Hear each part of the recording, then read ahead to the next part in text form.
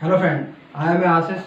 और जैसा कि हमने केमिकल काइनेटिक्स क्लास 12 का टॉपिक स्टार्ट किया था लास्ट लेक्चर में, और हमने रेट लॉस में डिस्कस कर लिया प्रीवियस वीडियो में, और हमने वहाँ पर जीरो ऑर्डर के लिए इंटीग्रेटेड रेट लॉ भी पढ़ा था। तो आज हम क्या पढ़ेंगे? आज पढ़ेंगे हम फर्स्ट ऑर्डर के लिए इंटीग्रेटेड रेट लॉ। देखो, फर्स्ट ऑर्डर किसके लिए? फर्स्ट ऑर्डर के लिए।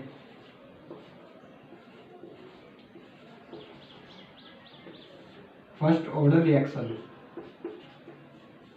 देखो बच्चों, ऐसे मान के चलो आप कि एक ए रिएक्टेंट है और वो बी फॉर्म कर रहा है, मतलब ए रिएक्टेंट और बी प्रोडक्ट। क्या है यहाँ पर? ए जो है, ए है रिएक्टेंट और बी प्रोडक्ट।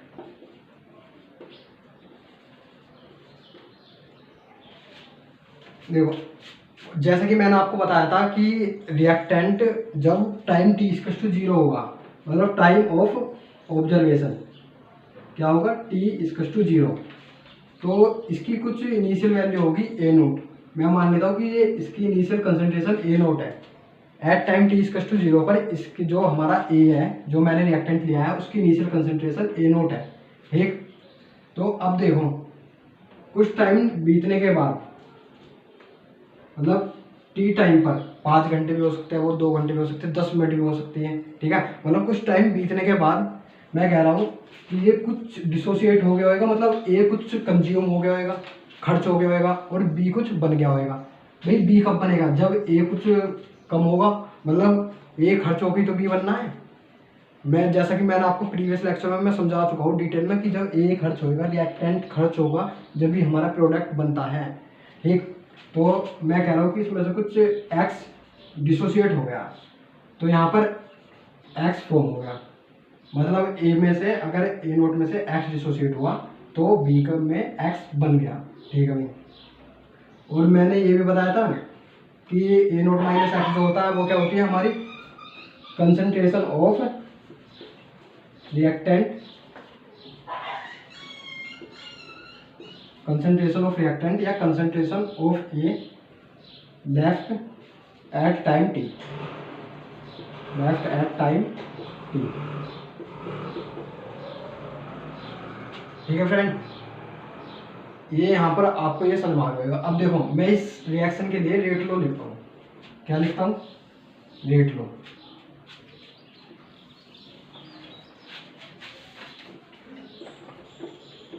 रेट लो, रेट लो मैंने आपको लिखना सिखाया था। रेट लो क्या कहता है कि जो हमारा रेट है किसी भी केमिकल रिएक्शन का, वो उसके रिएक्टेंट की कंसंट्रेशन पर डिपेंड करेगा। तो मैं ये लिख सकता हूँ यहाँ से, डी आर इज टू के ए की कंसंट्रेशन, ठीक है, ए की कंसंट्रेशन।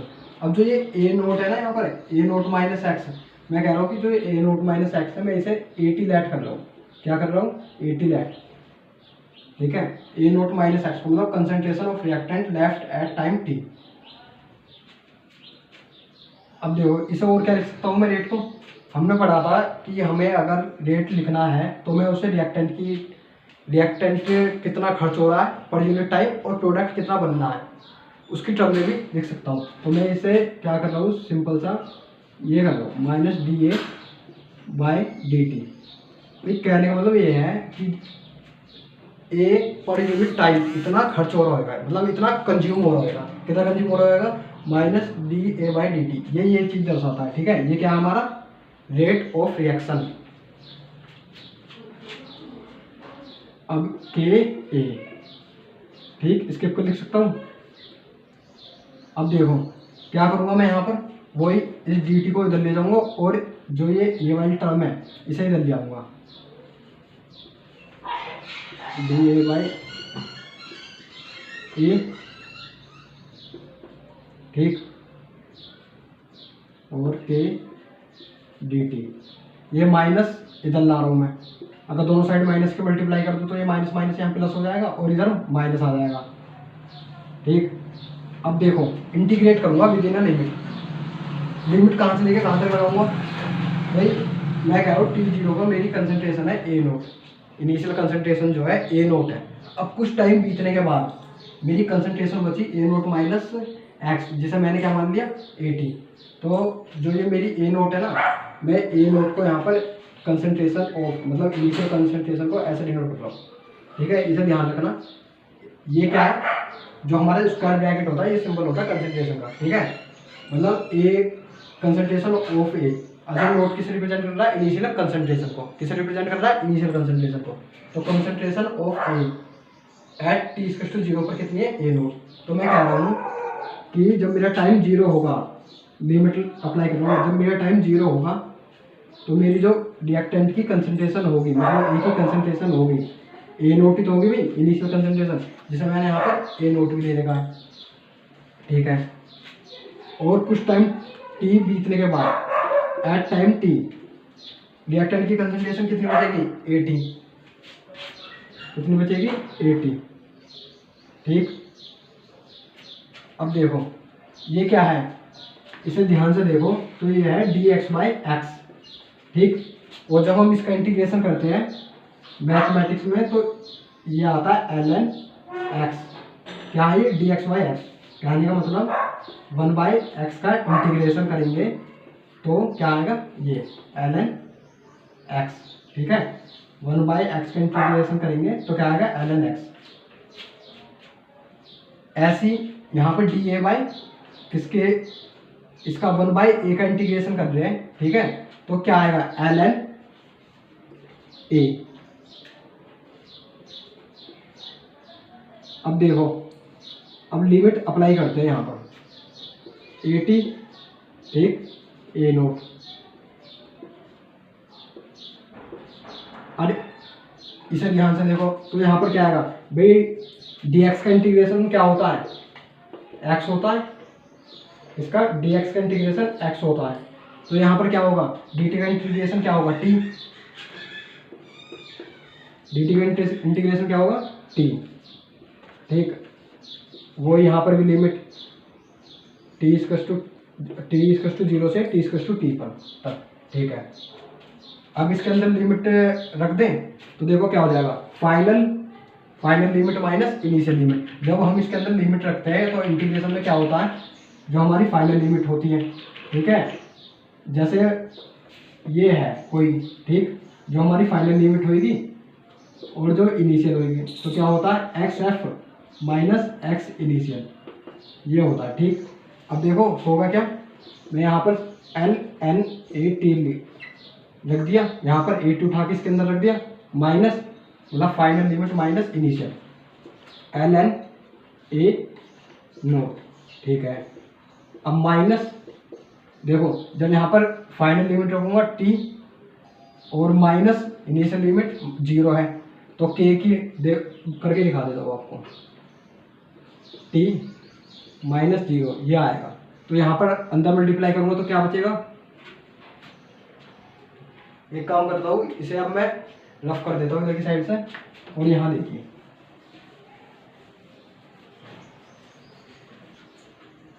देखो ये क्या होगा मेरा, हमारे पास नेचुरल लॉग की प्रॉपर्टी होती है कि जब हमारा कोई सब्ट्रैक्शन में होता है, जैसे L N A L N B, तो हम इसे ऐसे लिख सकते हैं, L N A by L N B, ठीक है। इसे हम ऐसे लिख सकते हैं, यह हमारी लॉग की प्रॉपर्टी होती है। तो मैं इसे ऐसे लिख दूं, कैसे लिख सकता हूँ इसे, L N A T by A naught, ठीक है। अब देखो माइनस के से मल्टीप्लाई कर दी तो माइनस के टी आ गया। अब 0 की मल्टीप्लाई भी किसी में भी भरो 0 ही होता है, ठीक है, तो उसे यहाँ शो नहीं कर रहे। अगर मैं एल एन को उधर ले जाऊँगा तो क्या आ जाएगी, एक्सपोनेंशियल में पावर।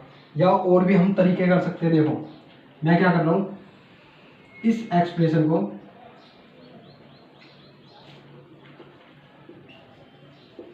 जो ये वाली एक्सप्रेशन है इसे मैं ऐसे लिख सकता हूँ, टी इक्वल टू, ठीक, 1 by K L N A naught by A T, भाई कैसे लिखी मैंने ये वाली एक्सप्रेशन आई कैसे, देखो मैंने क्या करा, मैं माइनस को इधर ले गया, ठीक है, माइनस को कहाँ गया है इधर। जब माइनस, इसका मतलब ये होगा ना कि लॉग के मल्टीपल में -1 है, नेचुरल लॉग के मल्टीपल में क्या है -1, ठीक है। और जब भी कोई इसके लॉग के मल्टीपल में होता है तो वो उसकी पावर में हम इसे लिख सकते हैं, जैसे ln x की पावर -1 ऐसे लिख सकता हूँ। और जब x की पावर -1 है तो भाई इसकी पावर, पूरे की पावर -1 आ गई, तो मैं इसे रेसिप्रोकल करके लिख दूँ। अगर मैं उल्टा लिख दूँ, कहने का मतलब ये है, अगर मैं x -1 को मैं ये भी तो लिख सकता हूँ 1/x। इस सिंपल सी बात है, देखो ऐसा समझने की करो, a/b, ठीक है, मैं कह रहा हूँ a/b की पावर -1 है, तो मैं इसे ऐसे लिख सकता हूँ b/a, ठीक। ये एक्सप्रेशन मैं ऐसे लिख सकता हूँ, यहाँ आपने मैथमेटिक्स में पढ़ा होगा। तो सिंपल इसे सोल्व करने के बाद ये एक्सप्रेशन आती है, ठीक। और देखो यहाँ पे क्या कर सकता हूँ मैं, और कैसे लिख सकता हूँ, ln जो है हमारा, जो हमारा ln है, अगर मैं उसे लॉग में चेंज करूँ, मतलब नेचुरल लॉग को लॉग में, तो ये होता है 2.303 लॉग, ठीक। तो मैं यहाँ पे ln की जगह ये वैल्यू उठाकर रख देता हूँ, तो क्या होगा 2.303 ln, ठीक, a0/80 divide by T, sorry divide by के। के क्या हमारा यहाँ पर रेट कांस्टेंट।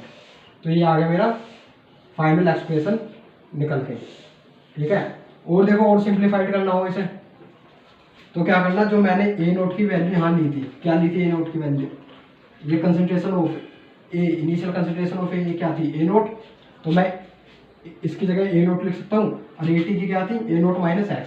तो सिंपली मैं क्या कर सकता हूँ, ये लिख सकता हूँ 2.300, ठीक है, ln, सॉरी यहाँ पर ये हमने लॉग में कन्वर्ट कर दिया तो ln की जगह यहाँ लॉग आएगा, लॉग a0 - x, ठीक। ये हमारी आ गई है एक्सप्रेशन। तो मैंने क्या करा, सिंपली मैंने सिर्फ इन्हें इंटरचेंज करा है। हमारी एक्सप्रेशन ये थी, मैंने क्या करा, इंटरचेंज करा है। तो मैं, जो हमारी मेन एक्सप्रेशन है वो है ये, एक t = 2.303 डिवाइड बाय के log a0/a0 - x, ठीक। अब आपको यहाँ से ये समझ में आ गया होगा। अगर और इसे एक तरीके से और रिप्रेजेंट कर देते हैं, देखो कैसे, यहाँ तक मैं रफ कर रहा हूँ ये चीज़,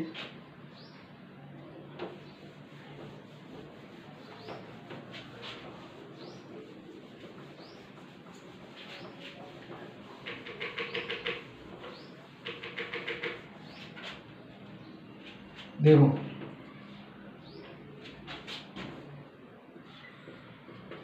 हमारी एक्सप्रेशन निकल के क्या आई, t = 2.303, ठीक, डिवाइड बाय के log a0/80, सही है, ये आ गया।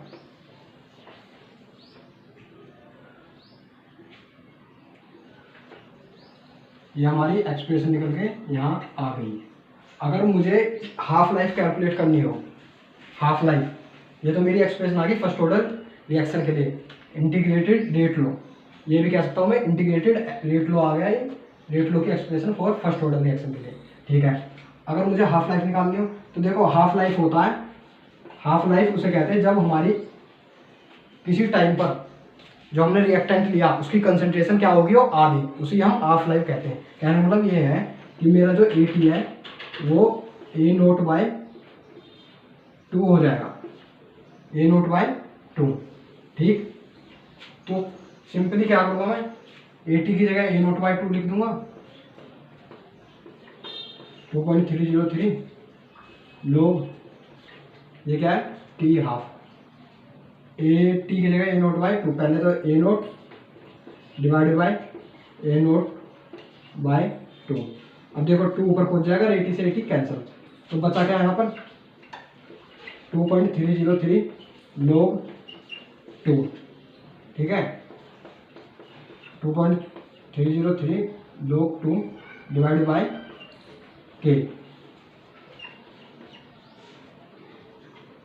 इसे जो सोल्व करने के बाद वैल्यू आएगी वो आएगी हमारी, 2 मिनट रुकिए जरा, मार्कर में इंक डालते हैं। देखो इसे जो सोल्व करने के बाद वैल्यू आएगी वो आएगी 0.693 डिवाइडेड बाय k। ये होती है हमारी T half first order reaction के लिए, मतलब half life of first order reaction के लिए। और एक बात और ध्यान रखना, जितनी भी ये फर्स्ट ऑर्डर रिएक्शन होती है ना, ये कभी कंप्लीट नहीं होती। जैसा हमारे रेडियो एक्टिव एलिमेंट है, वो हमेशा उनका कभी कंप्लीशन नहीं होता उन रिएक्शन का, वह रिएक्शन हमेशा चलती रहती है, ठीक है। क्यों नहीं होता ये मैं आपको बाद में समझाऊंगा, और मुझे इसके बारे में, इसके ऊपर कुछ ग्राफिकल अप्रोच भी आपको समझानी है, वो मैं आपको नेक्स्ट लेक्चर में एक्सप्लेन करूँगा।